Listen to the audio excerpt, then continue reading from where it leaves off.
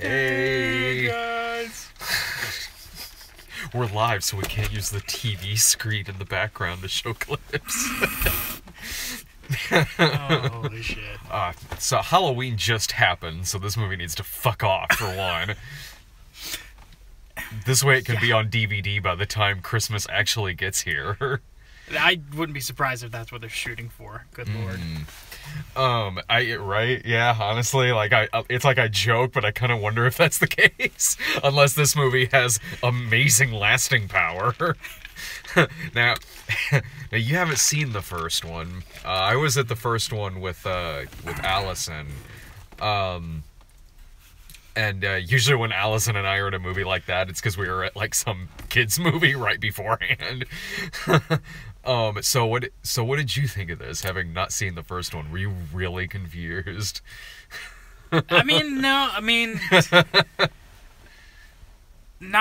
really. I mean, it wasn't like there was a lot of... Like, I knew from, like, the trailers from the first movie about the boyfriend, the whole divorce thing, but that didn't surprise me.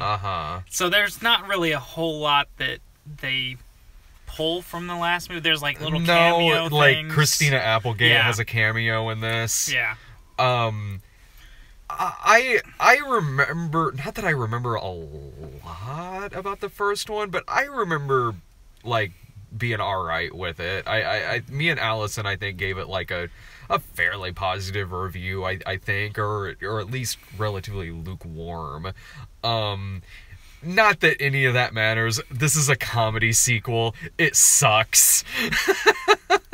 This movie's such a piece of shit that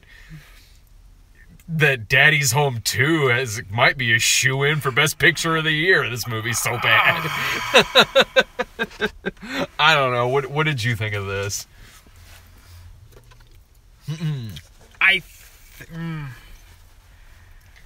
I think Kristen Baranski steals the movie. Oh, did you really? Oh, God. I mean, as far as, like, I can't really say that's a good thing. There's some crazy shit in this movie. Like, this movie's only, like, maybe, like, a few notches less crazy than, like, Mom's Night Out. And that was a PureFlix movie, I think. Good God. If you've seen the trailer, or if you've seen any movie like this, you know what the plot is. It's Christmas, and the family's coming in from out of town, so it's all of their moms that are visiting. So you have Mila Kunis and her mom, Kristen Baranski. You have Kristen Bell and Cheryl Hines. And Catherine Hahn and Susan Sarandon, and they all have like kind of issues with each other and things like that. But in some of the cases, it's so crazy. Like, Kristen Baranski does have her moments in this. Like, I'll give you that. When they really humanize her character in this, yeah, she does work. But for me, anyway, 90% of the time, her character was such a horror. No, yeah. And I understand that that's the dynamic that they're doing here, where she's the stern mother, and she's a little too harsh and a little too judgmental and things like that. I get that. I get from the very beginning that's the arc that they're going for here. But she is such a nightmare that within 30 seconds of her being in there, from calling her daughter fat to... And that's just really the tip of the iceberg right there. Like, that's just all I can think of off the top of my head. She's so horrible to her daughter in this movie that I don't even know how Mila Kunis isn't from the very beginning going, either you need to respect me or get the fuck out of my house. And then when she does do that towards the end, she's made to be like the bad guy in this situation. I'm like, okay, no. Like, I know they're I know they're going to make up, and it's going to be fine, and she's going to be humanized. And Peter Gallagher certainly does kind of humanize the mom a bit. Like, yeah, it gives a little bit of context there in the sense that, like, oh, Christine Baranski's mother was much worse to her and has constantly made her life a living hell, so now she's insecure and she has all these insecurities about motherhood. And again, I'm like, oh, okay, that's an explanation, yeah, but it's not an excuse. Thank you. Yeah, exactly. It was not an excuse. She's a horrible person throughout this movie. If anything, like, I'm like, that should mean that she shouldn't be this horrible of a mother. Break the cycle, bitches. Break the cycle. But and as if that weren't crazy enough, fucking the whole Kristen Bell plotline in this movie. The clingy mom thing was just Kristen Bell's mom in the movie is like obsessed with her to the point to where she is dressing like she's single white femaling her own daughter. Yeah. But yeah, she kind of is. I don't know that I was laughing at it. I was cringing at it the whole time going, oh yeah. No, I wasn't saying you were laughing. I think you and I laughed at the same parts in the movie. Yeah. No, it was no, I mean it's supposed to try and be comedic, but yeah, it does it comes off as very cringeworthy. It's just like, no, maybe you could. Yeah. She buys the house like oh fucking god. Ray Barone's mom would tell this woman to tone it down. Like, so she moves into the house next door. She is wearing pajamas with Kristen Bell's face like ironed onto it in like a pattern, and she watches her have sex at one point, and is like goes up to them in bed and says, "You know, your dad liked his balls tickled," and things like that. Like, okay, I'd have been like, "Get the fuck out right now." Yeah. And they go to a therapy session at one point, and they do the thing that they did with the Mila Kunis thing, where they try to, like, guilt trip the Kristen Bell character. Because Wanda Sykes is the therapist in this part, and at first it looks like, okay, she's recognizing how crazy this mom is. Yeah. And then when Cheryl Hines gets up to leave, Wanda Sykes goes on this minute or 2 minute stand-up routine where she's saying, you know why your mom's crazy? It's because you made her crazy. She's like, you did all these things as a teenager, as a kid, and it made your mom crazy. So you need to be nicer to your mom. It's like, whoa, okay, slow the fuck down. Like, there is a difference between your mom's a bit high-strung and, you know, has issues and some stress, and watching your kid have sex with her husband in the bedroom with the lights out. This is insane. This movie is totally insane. But Merry fucking Christmas. I mean, the best parent is coming across as fucking Susan Sarandon. No. She's a fucking absentee parent. I agree. Like, if there was one thing I liked about this movie, it was Kathryn Hahn and Susan Sarandon. It was their relationship. I fucking loved the most fucked up of the ones, but it was. But it seemed genuine, normal. Though. Like, yeah, like I could see that happening. You know. Yeah, I mean, it gets a little crazy when they're like shoplifting and shit like that. But it's like, okay, like I'll deal with that, fine. Like, but so, Susan Sarandon is basically Goldie Hawn from the Banger Sisters. Yeah, it's just they flopped roles. Yeah. So she like just kind of travels around the country and hitchhikes and rides with truckers and things like that. And she and Kathryn Hahn are really good together. And Kathryn Hahn is I love Kathryn Hahn. She's great, and she was my favorite part of the first movie too. And she and Susan Sarandon are like the only thing I like about this movie. Like, their relationship is, not good, because Susan Sarandon's an absentee mom, but they both do still in their own fucked up way still love each other, and they don't try and treat Kathryn Hahn as the bad person in that one either. They don't recognize at all. that, this is fucked up absentee mom shit. That's definitely not... they actually recognize Kathryn Hahn as the good mother. She's like actually trying to, hey, why don't you come around, hang out, you know, do that stuff. And it's Susan Sarandon's character who has to tell the other two grandmothers how fucked up they're being. Yeah. Like, that scene worked. Everything with Susan Sarandon and Kathryn Hahn works in this movie. There was a big laugh I got that had to do with a joke involving Susan Sarandon's character's name. Oh, yeah. It was all in the delivery, but I laughed harder at that joke than I did any of the jokes in Thor Ragnarok. Now, don't get me wrong, I am not saying that this is a better movie. Thor was crap! No, that's what he's saying right now. I have my issues with Ragnarok, but it was a better movie than this film. No, yeah, and the stuff involving Kathryn Hahn and her son. Like, they were doing, like, shitty mom jokes in this, but it worked, and it was kind of funny, because Kathryn Hahn can make about anything work.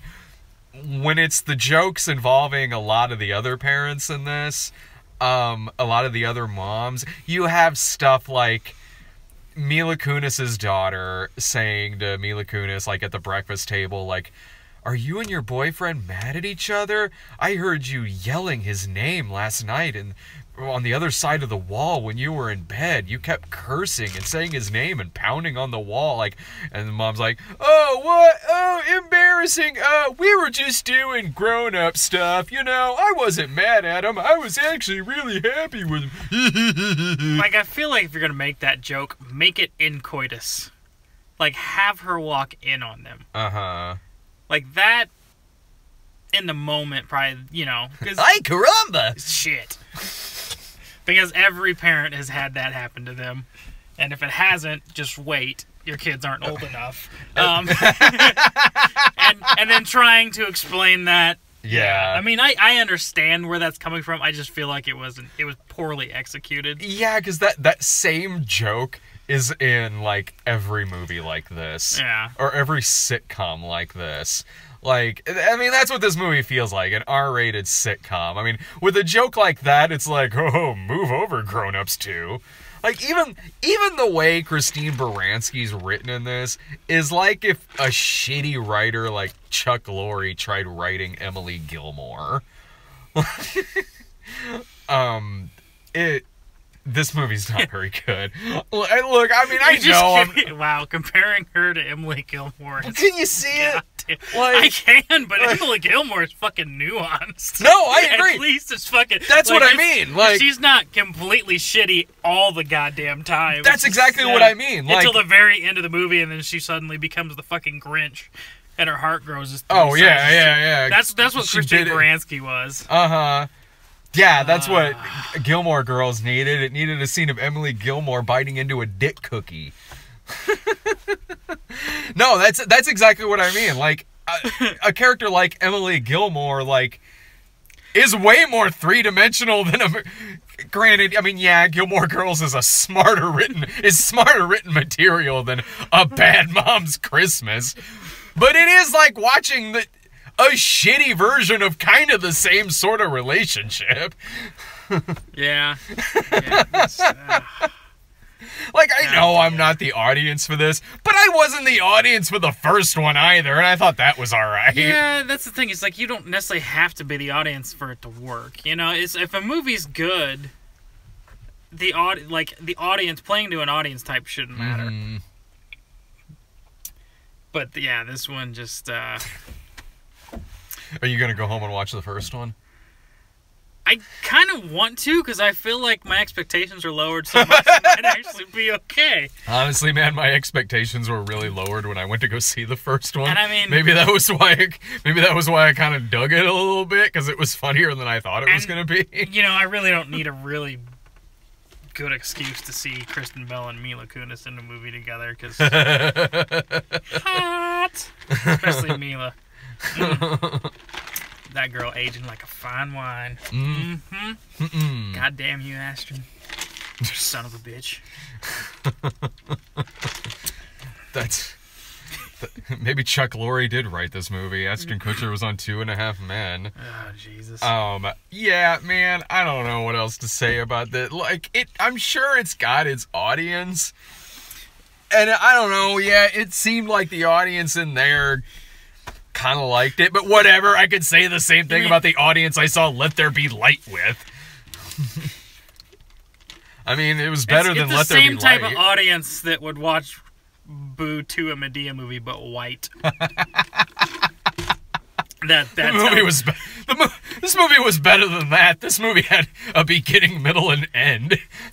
Like, this movie had sound. Well, we know Medea going into it is not going to be... Yeah. There's been, 2 Medea movies that worked, and that's because it wasn't about fucking Medea. She was a side character. Remember. Like, I've only seen a few of those. Like, Brian and Dave have seen... Like the first one. Because what was it? Was Diary of a Mad Black Woman. But that wasn't about Medea. Medea was oh girl, honey child, you need to do this to the man and break it. No, that was that. That's okay. So Medea Halloween 2 was like that too. She wasn't the lead in that movie. Oh Jesus. Medea Halloween 2. This movie was better than that. Okay, I'll give it. I feel like this is like the appetizer to Daddy's Home 2, and I don't even know if I'm gonna like the final course. It's like, well, this was a shitty appetizer. I'm not giving much hope for the dinner. Yeah. Oh my goodness. Like, all right, it's look, no, I don't even if you've liked it, it's a comedy sequel. 9 times out of 10 they're fucking bad. So yeah, this one's pretty fucking bad. It's what I thought it was gonna be, honestly. I didn't think this was gonna be good, and it was a bit crazier than I thought it was gonna be for not the right reasons. But no, I don't recommend this. Skip this. Even if you like the first one, skip this shit. Well, it was... I don't know. It seemed like the first one, the premise of it actually made sense for them to call Bad Moms. Like, they weren't even doing anything bad in this. Well, they shoplifted a Christmas tree, and yeah, you're right about that. Like, really, yeah, I mean, that's dumb high school shit. But I mean, I can't really I don't know. They didn't neglect. They were really great moms. I mean, they weren't being. Like, I see that. No, they weren't being bad moms. They were being shitty human beings at times. But when it came to their kids, they were really good with their kids. No, yeah, and like the first one was more about that. I mean, it's not like it ever has like a no wire hanger scene in it or anything like that, but like, damn, the original Bad Moms is harsh. So it wasn't like that, like, but it was like they're fed up with like the PTA and shit like that, so they decide to just kind of binge drink and shit and make the kids do their own shit. Like, in this, like, they do kind of go, like, have a callback to that, and it's them being drunk in the mall at, like, noon, and it does feel really out of place in this. It's like, they're, like, molesting Santa Claus and stealing Christmas trees, weird. And, like, this is random, and I don't know, and they're like, oh shit, I forgot, I gotta be at the school play in an hour. Like, okay, I think you might be going to jail. Yeah, that was kind of out of nowhere in this fucking movie. And the first one has a sequence like that in a grocery store, but I mean, it made sense, and it was timed a bit better, and it was a little funnier. The over-the-top hijinxiness of it kind of worked. In this, it was more like, I think you've all got a serious problem. Y'all need Jesus. Y'all need some fucking Jesus. That's what you need. You need to get together and go see Let There Be Light. Oh, goodness. Let's not say that, man. Just... Oh, no! Let There Be Darkness. Hang on. Oh, shit. Alright, guys. Yeah, my final thought, don't go see this. I don't recommend this, like, at all. You got any? I mean, if you're gonna see a movie this weekend, you know what movie you're gonna see already. So I mean, let's not Medea Halloween 2. Let's not pretend you're going to go see this movie this weekend. And if you need our recommendation on that, then I don't know. Maybe I'm just waiting to see what they say about Bad Moms Christmas. I think everybody kind of knows where this was headed. And we're just here to tell you that yes, it headed in the direction you thought it was. I'll tell you where it's headed. It's headed to DVD shelves before December 25th. Probably. That's just in time for Christmas. Well, where it will sit on the DVD shelves and nothing. I don't know. Yeah, I don't know what next week is gonna be. Murder on the Orient Express. Is that? Okay, Is cool. it? I do want to see that. I think so, yeah. I don't know if I mean, I might be a little late with stuff next week. I don't know. I'm getting married next weekend, so. Well, that's Saturday. I mean, come on now. That's true. We can fucking do. Yeah. We can do this Thursday and Friday night. We got this. Yeah. Yeah, that's true. I can get out for a few hours. Sorry, honey. I gotta do what I do every week. Try and take over the world. By seeing every movie. Oh, shit. Alright, everyone. Thanks a bunch for watching. See ya. See ya.